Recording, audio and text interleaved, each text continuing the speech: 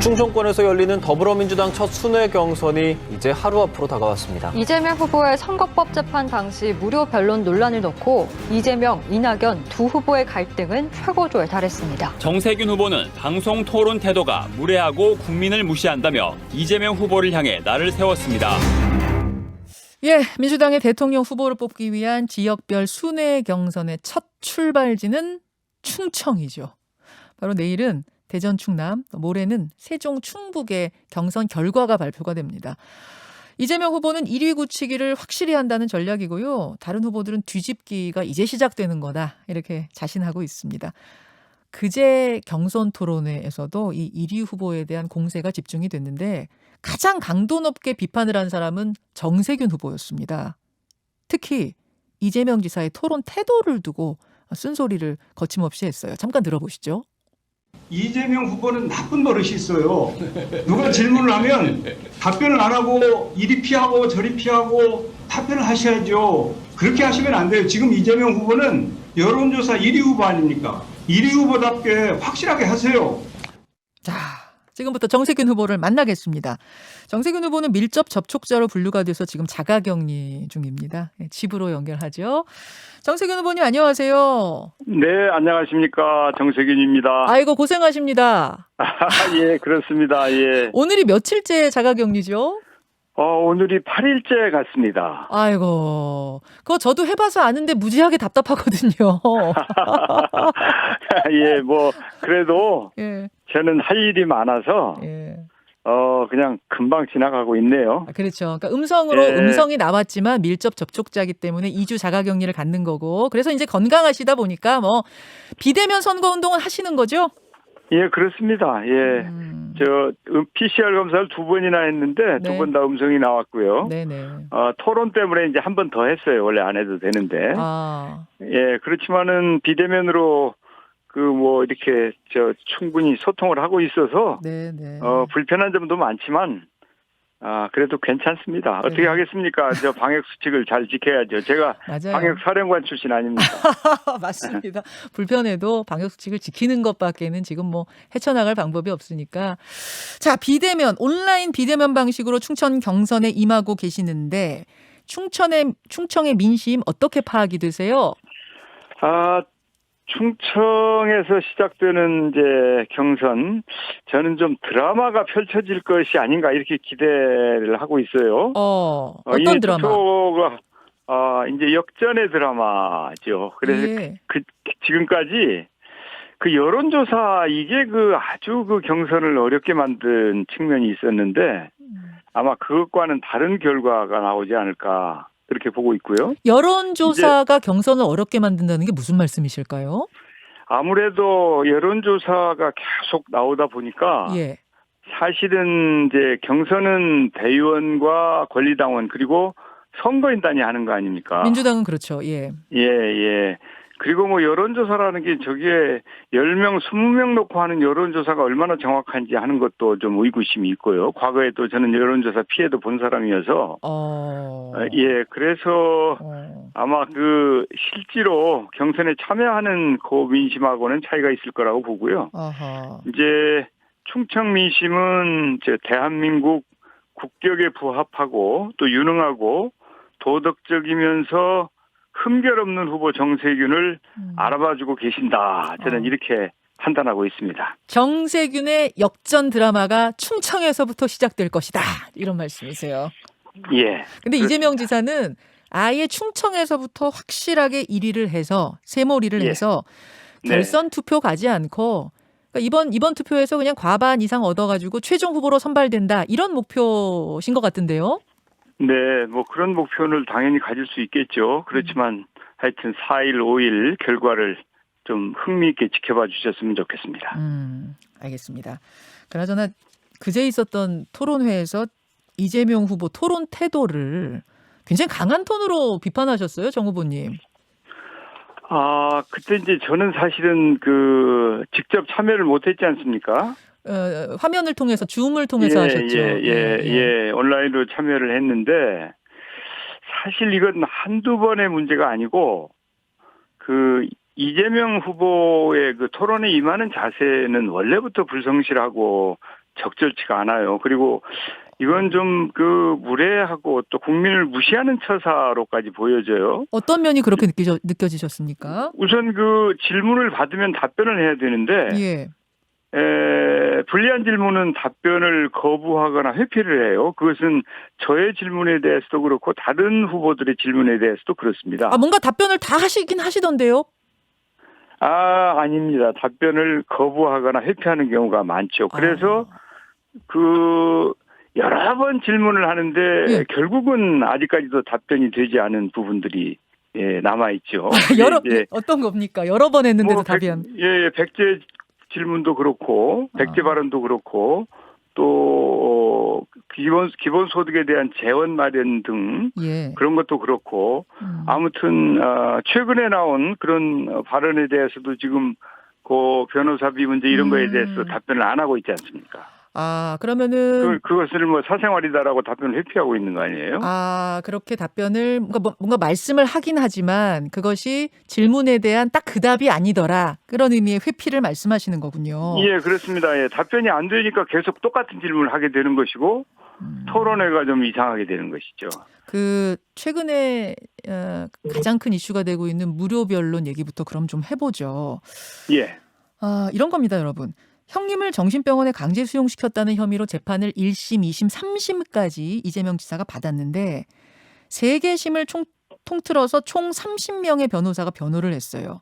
근데 송도환 인권위원장은 무료 변론을 한 게 맞고 그거는 당시 민변의 관행이었다. 이렇게 지금 해명을 하고 넘어가는가 했어요. 그런데 당시 1, 2, 3심에서 변호사들이 받은 수임료 전체를 공개하라고 이낙연 후보 측에서 요구를 하셨네요.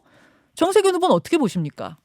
예, 저는 국민들께 소상하게 설명을 해야 된다고 봅니다. 예, 이제 구렁이 담 넘어가듯 하지 말고 소상히 설명을 하시라. 만약에 이 문제가 우리 경선에서 설명이 되지 않고 이렇게 계속 답변 거부 상태로 그냥 지나가 버리면 예? 혹시 이재명 후보가 민주당의 후보가 됐을 때 본선에서 이게 그냥 넘어가겠습니까? 이 얘기가 또 나올 거다. 당연히 나오죠. 그러니까 이 문제에 대해서 저는 이재명 후보가 제대로 국민께 소상하게 설명을 하고 네. 직접 정리하고 넘어가야 된다고 봅니다. 이재명 지사 측은 재판 기간 동안 재산이 3억 넘게 줄었다. 그리고 변호사 수임료는 영업비밀인데 어떻게 그걸 다 공개하라고 하느냐. 변호사들의 개인적인 어떤 사생활 부분인데 이렇게 얘기하는데요. 대통령 후보와 관련된 그런 의혹이나 문제 제기에 대해서는 공개하는 게 옳습니다. 그렇지 않으면 그 문제가 계속 문제가 될 것 아니겠습니까? 민변에서 어떤 공익 재판이나 이런 거에 대해는 원래 관례적으로 무료 변론을 했었다라는 부분은 어떻게 보세요? 저는 그 내용에 대해서는 이제 국민들께서 어떻게 받아들일지 봐야 될 것 같아요. 그렇지만은 그것도 법 위반일 수 있다라는 얘기가 나오고 있거든요. 그래서 후보가 상세하게 설명을 하고 국민들께 이해를 구하지 않으면 예? 아마 야당 공격으로 이어질 가능성도 있고 문제는 이제 그 내용도 문제지만 네. 본인이 답변을 회피하는 게 문제입니다. 이제 이 불리한 답변은 계속 회피하고 있는 것이거든요. 그래서 여러 가지 이런저런 해명이 난무하고 그 상황이 시끄러운 얘기들이 나오는 거죠. 근데 이렇게 계속 가면은 이거 나중에 어떤 후보가 최종 후보가 돼도 원팀 안 되는 거 아니야? 원팀 되기 어려운 거 아니야? 이런 얘기 계속 나와요. 최근에 그런 보도가 있어서 보도도 있었습니다. 태산이죠. 여론조사 했더니 특히 말씀하십시오. 특히 이제 이재명 후보하고 이낙연 후보가 계속 네거티브 공방을 해왔지 않습니까? 예. 그래서 사실은 다른 네 후보까지 피해를 보고 있어요. 전혀 네거티브 공방을 하지 않은 후보들까지 피해를 보고 있는데 이 문제가 이런 식으로 계속 나가면 이제 두 후보 간에 에는 원팀이 안 될 것이다. 그래서 어떤 후보 같은 경우에는 이제 이 두 후보 말고 다른 제3의 후보가 나와야 원팀이 될 거 아니냐 이런 얘기까지 하는 사람이 있습니다. 이재명, 이낙연 두 후보 중에 한 사람이 최종 후보 되면 원팀 어렵다? 예, 그런 얘기가 있습니다. 두 분이 너무 치열하게 싸우기 때문에. 너무 감정의 골이 깊어졌어요. 그 지지자들 예, 사이에. 이미 지금 뭐 양 캠프 간에 예. 공방전 벌리는 거 보면 점입 가경 아닙니까? 알겠습니다. 정세균 후보 만나고 있습니다. 정 후보님, 어제 불거진 정치 현안 하나도 좀 질문을 드릴게요. 예. 윤석열 후보가 검찰총장일 당시에 대검 수사정보정책관이 유시민, 최강욱, 황희석 같은 여권 정치인들에 대한 고발장을 써서 주면서 미래통합당 김웅 그 당시 후보였습니다. 후보한테 대리 고발해달라 이렇게 부탁했다는 보도예요. 예. 물론 지금 손 정책관이나 김웅 의원은 부인하고 있습니다. 손 정책관은 그런 적 없다는 거고 김웅 의원은 기억이 나지 않는다는 입장이긴 합니다만 지금까지 전개 어떻게 보세요? 예, 참 기가 막힌 일이죠. 이건 뭐 정치 공작이라고 봐야 될 것 같고 충격적인 대형 게이트로 갈 가능성이 많습니다. 근데 그 김웅 의원은 전달만 했던 것 같다 이렇게 또 얘기했었지 않습니까? 그런데 지금은 전달 자체를 부인하고 있나요? 기억이 안 난다는 입장입니다. 워낙 그런 많은 제보가 많이 들어왔다. 보통 기억이 안 난다 하면은 좀 수상한 경우가 많더라고요, 과거에. 아, 그렇습니다. 그리고 자기가 모시던 상관인 윤 총장에 관한 건인데 그게 기억이 안 난다라고 하는 것은 사실은 다시 한번 잘 생각해 봐야 될 것 같고요. 이게 보도대로라면 네. 민주주의 기본 원칙을 정면으로 위배하는 것이죠. 이제 고발장이나 증거 자료까지 그 야당에 전달했다는 것이고요. 네. 그 다음에 이제 개인정보까지 담긴 그런 실명 판결문도 넘겼다는 거 아닙니까? 맞습니다. 그렇기 때문에 그것은 당시에 윤석열 검찰과 야당을 한 몸으로 봐도 무방한 것이죠. 이것은 정말 있을 수 없는 일을 저질렀다고 봅니다. 예. 자, 이 손준성 검사가 미래통합당 측에다가 그걸 전달했느냐, 요게 하나고, 만약 이게 사실이라면, 지금은 이제 당사자들이 부인하고 있습니다만, 사실이라 치면, 네. 윤석열 총장까지 알았겠느냐, 이건 또 별개의 문제거든요. 그건 어떻게 보세요? 글쎄, 지금 이게 이제 보호하고자 하는 사람이 윤 총장과 부인 그리고 한동훈 검사장 아닙니까? 예. 그런데 이분들 보호할 대상을 모르고 제보를 했다? 아니면 이제 야당에 고발 의뢰를 했다고 하는 게 이게 말이 안 되죠. 고발장의 피해자가 윤석열, 김건희 뭐 이런 분들인데 한동훈 이런 분들인데 예. 그 피해자 모르게 손 검사가 혼자 고발장을 제출했다. 이건 말이 안 된다? 그렇죠. 그건 상식적으로 말이 안 되지 않습니까? 그리고 그게 이제 공익제보라고 하는 주장도 이건 어느 도단이고 국민들은 믿지 않을 거라고 보고요. 또 이제 이걸 제보라고 얘기를 하지 않습니까? 김웅 의원은 이제 제보가 그 당시에 많이 들어왔고 예, 그렇게 근데 어떻게 제보가 고발장과 증거 자료와 실명 판결문으로 제보를 합니까? 그냥 이러이러한 문제가 있습니다라고 보통 사건 개요를 얘기하는 걸 제보라고 봐야지 이것은 공작 차원이라고 봐야 될 것 같아요. 그 당시에 그럼 이런 공작이 있었다. 그러니까 공작 게이트로 전개될 가능성이 있다라고 정 후보님 보시는 거고. 예, 저는 그렇게 봅니다. 근데 여기에 대해서 오히려 윤석열 후보 측에서는 지금 이게 이렇게 터져나오는 게 공작이다라는 입장을 냈습니다. 예. 글쎄 뭐 과거에 이렇게 쭉 제가 대선 때 보면 BBK도 그렇고요.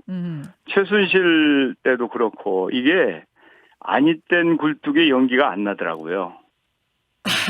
근데 어떤 문제가 제기되면 보통은 근거가 최소한의 근거가 있거나 이제 물론 그게 확대 재생산되고 그런 경우도 봤죠. 그래서 전혀 없는 것을 만들어서 뭘 하고 이런 걸 저는 보진 못했어요. 아니땐 굴뚝에 연기 나랴. 하지만 예전에 김대엽 씨 사건 같은 경우는 아니땐 굴뚝에 연기가 난 거 아닙니까? 재판 결과는 그렇게 되었지만 그때 그 문제도 전혀 근거가 없는 건 아니었을 거예요, 아마. 아예 아무것도 없이 제로인 상태에서 시작하는 건 없다. 그렇습니다. 예. 이제 그게 확대 재생산되거나 부풀려지거나 그런 경우는 왕왕 있죠. 알겠습니다. 일단 여기까지 정세균 후보 뭐 정치 경험이 오래된 분이셔서 이 사건이 어제 터졌지만 내 촉은 이렇다. 내 감은 이렇다. 그런 말씀이신 것 같고요. 2부에서는 저희가 윤석열 캠프의 얘기도 직접 여러분 들어볼 거니까요. 한번 듣고 판단을 좀 해보시기 바랍니다. 마지막으로 이제 투표 진행이 되고 있고 결과가 조만간 나오는데 충청 민심에 호소하는 충청인들에게 호소하는 한 말씀 하시죠. 예, 이제 충청은 대한민국의 미래를 이끌어갈 중심이 되도록 하겠다고 하는 것이 저의 공약이에요. 그래서 입법, 사법, 행정의 큰 축을 충청으로 옮기는 신수도권 공약을 비롯해가지고 대전, 충남, 충북, 세종 시도별로 좋은 공약을 제가 많이 발표를 했습니다. 저는 정직하고 깨끗하게 정치를 해왔거든요. 그리고 당과 당원을 한 번도 배신한 적이 없기 때문에 야당의 혹독한 검증을 이겨낼 수 있는 유일한 후보이면서 충청의 품격에 맞는 후보라고 생각을 합니다. 저에게 꼭 기회를 주실 것을 간곡하게 부탁드리겠습니다. 예, 여기까지 오늘 말씀 듣겠습니다. 정세균 의원님 고맙습니다. 네, 감사합니다. 민주당 정세균 대선 경선 후보였습니다. 김현정의 뉴스쇼는 청취자 여러분의 참여로 이루어집니다. 트위터, 페이스북, 레인보우 게시판, 그리고 단문 50원, 장문 100원의 유료 문자 샵 1212, 우물정 1212 통해 참여하실 수 있습니다. 김현정의 뉴스쇼, 여러분과 함께 만듭니다.